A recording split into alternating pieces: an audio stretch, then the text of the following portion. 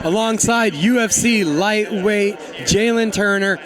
Not many guys in the UFC become synonymous with another sport, but you're known as the best skater in the UFC. How does that happen? How do you get that notoriety? You know, I just started posting some clips of me skateboarding, and I think it just started to unfold, and everybody started calling me Switch Tray Turner, so I'll take that. How long has skating been a passion of yours?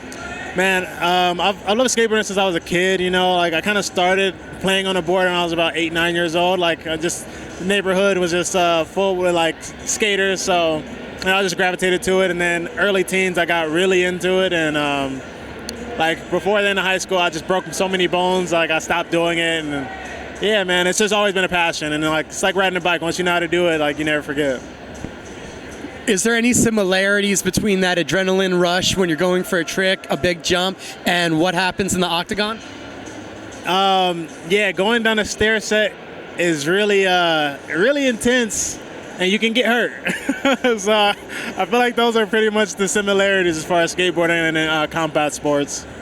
Have you suffered worse injuries training, fighting, or skating? Skating. I broke my arm. I broke these fingers. I broke my pinky. I broke my thumb. Rode ankles all the time. Hit your shins all the time. Like, so many more injuries. Skateboarding. I fought for I skateboarded for maybe like five years seriously, and I've fought for the last 11 years seriously, and the injuries still don't even compare. How does the rush of the crowd cheering for you? You've been in some epic fight of the night battles. How does that compare to anything you've done on a skateboard? Man, you know, it's so much more surreal when you're under those lights, you know. Like, I've done like a couple of skateboard competitions, and they were fun, you know, but the intensity of being under the lights in that fight realm it's a whole nother world, you know. And what is it like for you in that environment when the cage door locks and you're there, bright lights, UFC pay-per-view? Man, it's like just tunnel vision, you know, like you kind of blur out everything and you're just so focused and just so in your fight mode, like your adrenaline's high, like everything's just rushing. It's such a rush, you know. It's like you have to learn how to calculate yourself through that whole rush and the enticement of being in that zone. So it's fun, man. It almost becomes like addictive. What was the point in your martial arts career when you realized, wow, I'm really, really good at this? Dang. I don't know. That's a good question. I feel like even when I had my first fight, like I went out there and I threw a big head kick and like almost like put the dude out and then like I ended up losing a decision, and I was like, dang, like I still loved it, you know. I had so much fun, and like ever since, like that's kind of like I didn't think I was good at it. I just knew I wanted to do it, you know. So I think that's what like gave me the spark and energy to keep going. Is it that same spark and energy that has you still returning, still dedicating yourself to the sport? Honestly, no. I feel like it's different right now, you know. I feel like it's my career, it's my job, you know. I feel like the last couple years of fighting haven't been fun. You know, I've just been doing it because I love to train.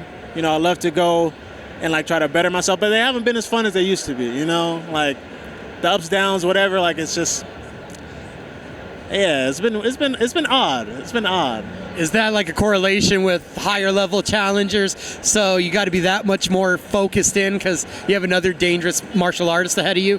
Yeah, I think that's what it is too. I feel like the level of dedication has also gotten higher and the level of competition has gotten higher. So I feel like I need to find my balance of reaching that new level and those new heights while still keeping it fun and maintaining.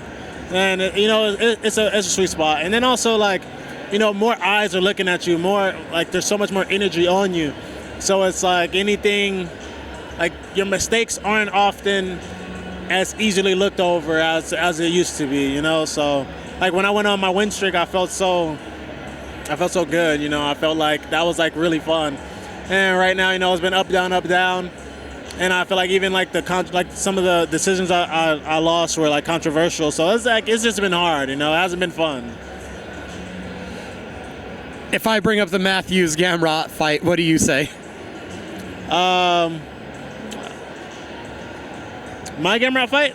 Yeah. I feel like I won, you know. So, you know, it just is what it is, you know. I feel like I won that fight, and it sucks that it wasn't looked at that way, but it is what it is, you know. Like I like to go finish fights either way, you know. I'm also one of those people that can kind of like make anything a good situation or look at like the bright side of things. Like I want to keep my 100% finish rate too, you know. So yeah, Split decision would have ruined that, right? yeah, but you know, I would rather have to win, but you know, it is what it is. I'd rather keep my finish streak over anything. Is busting the skateboard back out a way to bring some fun back in everything that you're doing? Yeah, man. You know, like I just need a new way to decompress and like new challenges. You know, new ways to kind of stay in shape without like being in the gym. You know, new outlets. I said I was only going to take a few minutes. It's probably been a bunch more. Jalin Turner, I appreciate you sitting down with me. Thank you, brother. I appreciate you. And, you know, time is time. It passes.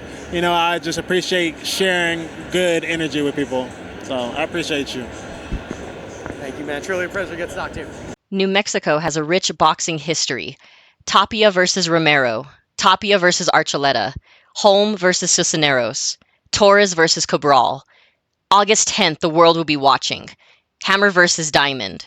Someone's O has to go. Abraham Perez, Matthew Griego. IBF USBA flyweight title. The Duke City Civil War.